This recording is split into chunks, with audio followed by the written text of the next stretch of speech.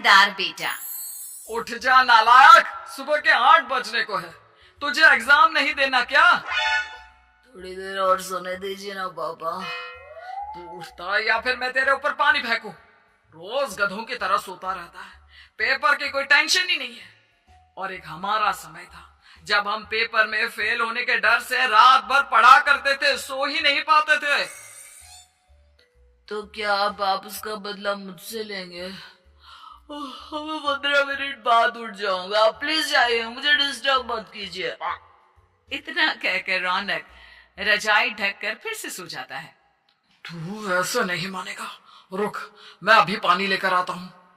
बस फिर क्या था, इतना कहकर वो भागते हुए बाथरूम में जाते हैं और पानी की एक बड़ी सी बाल्टी लाकर रौनक के ऊपर फेंक देते हैं। पानी पड़ते ही रौनक झट से उठ जाता है।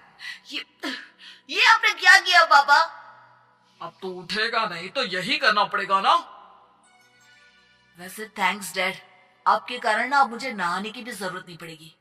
चलिए अब आप माँ से बोलकर मेरे कपड़े निकलवा दीजिए, तब तक मैं ब्रश कर लेता हूँ। वैसे कल ना आप एक काम और करना, नहलाने के साथ साथ मुझे ब्रश भी करवा देना। ये ब्रश करने में ना मुझे बहुत आलस आता है। रौनक की बातों से अरविंद का मुंह खुला का खुला रह जाता है। वो अपनी पत्नी कमला के पास जाता है और रौनक की हरकतों के बारे में बताता है, जिसे सुन उसकी पत्नी हंसने लगती है। तुम अपने बेटे को समझाने के बजाय हंस रही हो। रौनक बच्चा है, धीरे धीरे सुधर जाएगा। आप क्यों उसके पीछे पड़े रहते हो? अभी नहीं सुधरेगा तो कब सुधरेगा? 10वीं क्लास में है रौनक, वो अब कोई बच्चा नहीं रहा। अरविंद की इतना बोलते ही वहां रौनक भी आ जाता है। क्या डैड, मैंने आपको एक काम दिया था, वो भी नहीं हुआ आपसे। अरे क्या हुआ बेटा? माँ, मैंने डैड से बोला था कि वो आपको बोलकर मेरे स्कूल की यूनिफॉर्म निकाल दे, लेकिन मेरे पीछे पड़ने के अलावा इनसे एक काम ढंग से नहीं होता। देख रही हो कमला, देख रही हो अपने लाडली को? अरे आप चुप रहिए जी।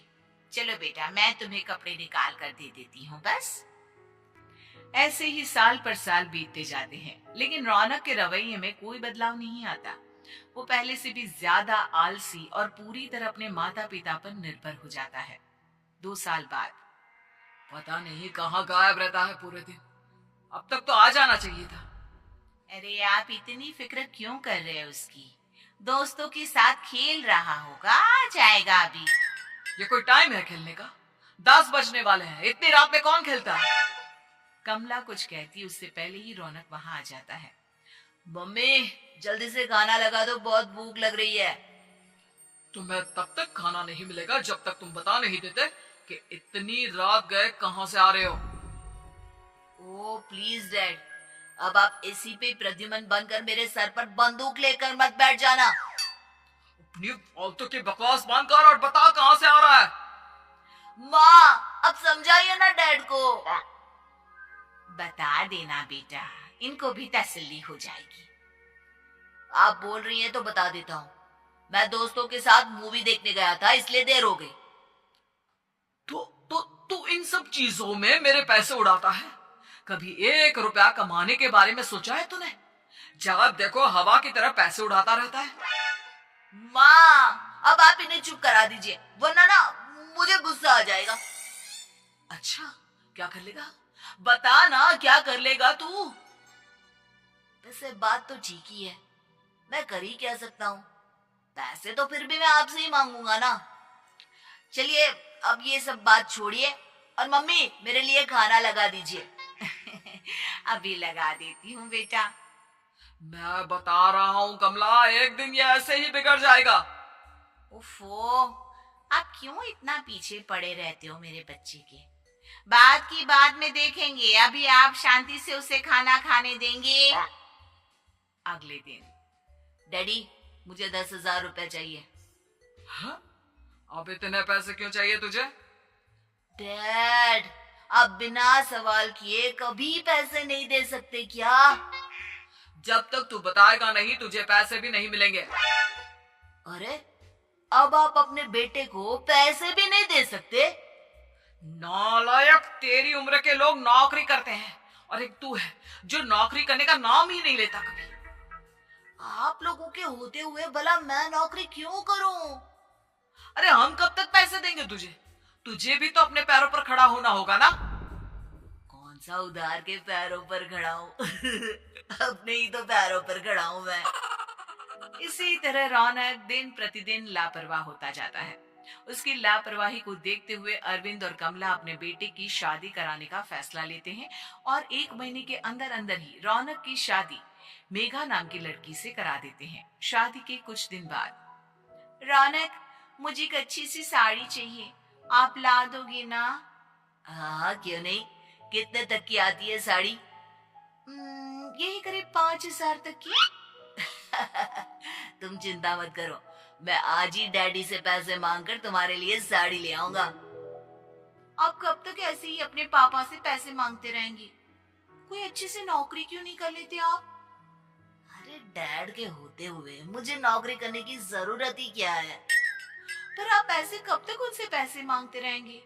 कुछ आपको अपने दम पर भी तो करना होगा ना। अब तुम भी बाकी लोगों की तरह मुझे ज्ञान देना शुरू मत कर देना। साड़ी चाहिए ना तुम्हें, मिल जाएगी बस। इतना कहकर रौनक अपने पिता से पैसे मांगने चला जाता है। डैडी, मुझे 5,000 रुपया चाहिए। अब 5,000 क्यों चाहिए तुझे? वो मेघा को साड़ी चाहिए थी। अरविंद आगे बिना कुछ कहे चुपचाप उसे पैसे निकाल कर दे देता है। कुछ दिन बाद, तुम्हें नहीं लगता कमला, रौनक हम पर पहले से भी ज्यादा डिपेंड हो गया है? मुझे तो अब उसके भविष्य की चिंता होने लगी है। कल को हमें कुछ हो गया तो वो क्या करेगा?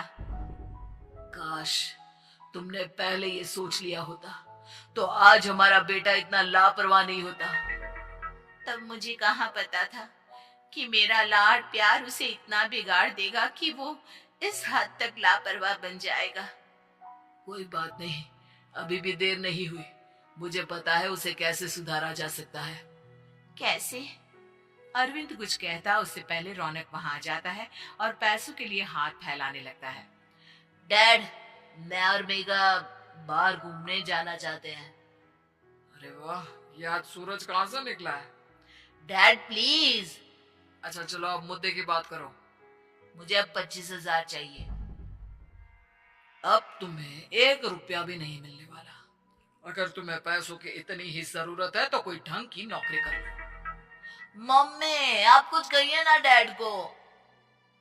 बेटा, वो गलत क्या बोल रहे हैं? ये सब हम तेरे भले के लिए ही तो कर रहे हैं। मम्मा, मैंने बताया ना आपको, मुझे नहीं करनी कोई जॉब वॉब। तो ठीक है, निकल जाओ हमारे घर से। तुम्हारे जैसे लोगों के लिए मैंने ये घर खड़ा नहीं किया है। जितना ये घर आपका है ना, उतना ही मेरा भी है। मैं कहीं नहीं जाने वाला। जाना तो पड़ेगा ही तुझे, क्योंकि अब मैं तेरा कोई भी खर्चा नहीं उठाने वाला। ठीक है, मत उठाइए मेरा खर्चा, मैं अपने दम पर भी जी सकता हूँ। तो बेशर्मों की तरह अब तक यहाँ क्यों खड़ा है? अपना सामान ले और निकल जाए यहाँ से। रौनक पैर पटकते हुए वहां से चला जाता है। घर से निकालना जरूरी है क्या उसे? बिना पैसों के कौन रखेगा उसे किराए पर? अगर उसका भविष्य सुधारना है तो हमें अपने दिल पर पत्थर रखकर ये कदम उठाना ही होगा। दोनों बात कर रहे होते हैं कि रौनक अपनी पत्नी के साथ एक बड़ा सा बैग लेकर घर से निकल जाता है, लेकिन घर से बाहर उसे कोई भी मुफ्त में अपने घर किराए पर नहीं रखता। अंत में थक हार कर वो फिर से अपने घर चला जाता है। क्या हुआ?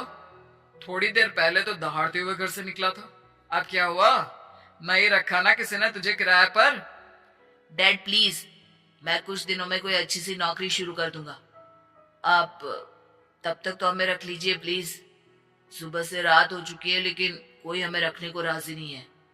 अब आप ही बताइए, इतनी रात को मैं मेघा को लेकर कहाँ जाऊंगा? ठीक है ठीक है, बहू की वजह से मैं तुझे घर पर रख रहा हूँ, लेकिन तू इस घर में एक बेटे की नहीं बल्कि एक किराएदार की हैसियत से रहेगा। 3 महीने है तेरे पास। इन 3 महीनों के अंदर अंदर मुझे तेरी पहली तनख्वाह हाथ में चाहिए, समझ गया? पक्का डैड, इन 3 महीनों के अंदर अंदर तो कोई बढ़िया सी नौकरी ढूंढ ही लूंगा मैं। ऐसे ही धीरे धीरे समय बीतने लगता है और अरविंद के दिए 3 महीनों में से 2 महीने बीत चुके होते हैं। पापा जी ने हमें 3 महीने दिए थे, जिसमें से 2 महीने तो बीत चुके हैं। अब ये आखिरी महीना बचा है। अरे तुम चिंता मत करो, आज मेरा ना 2 जगह इंटरव्यू है, दोनों में से कहीं ना कहीं तो जॉब लगी जाएगी। अच्छा, all the best. Raunak interview के लिए निकल जाता है, जिसके बाद शाम में रौनक घर आता है। कैसा गया इंटरव्यू? आपकी नौकरी लगी या नहीं? अरे पहले सांस तो ले लेने दो अच्छे से। बताइए ना, मुझसे तो जरा भी इंतजार नहीं हो रहा है। वो दरअसल बात यह है कि मेरी नौकरी तो लग चुकी है, लेकिन पैसे बहुत कम है। कितने पैसे हैं? 15,000। इतने में अरविंद और कमला मिठाई का डिब्बा लेकर आ जाते हैं। बधाई हो बेटा। हम जानते थे तेरी जॉब जरूर लगेगी। लेकिन मेरी सैलरी बहुत कम है मम्मा। कम है तो क्या हुआ, धीरे धीरे बढ़ जाएगी। हाँ बेटा, हम तो बस चाहते थे कि तू अपने पैरों पर खड़ा हो जाए। मतलब अब आप मुझे घर से नहीं निकालेंगे? नहीं, ये सब हमने तुझे जिम्मेदार इंसान बनाने के लिए किया था। Thank you mummy papa. अगर आप दोनों ऐसा नहीं करते तो मुझे कभी अपनी जिम्मेदारियों का एहसास तक नहीं होता। आज आपने मुझे सिखा दिया कि इंसान का अपने पैरों पर खड़ा होना भी जरूरी होता है। इतना कहकर रौनक झट से अपने माता पिता के गले लग जाता है और अपनी कमाई की पहली तनख्वाह वो अपने माता पिता के हाथ में सौंपता है। इस तरह रौनक एक गैर जिम्मेदार व्यक्ति से एक जिम्मेदार व्यक्ति बन जाता है।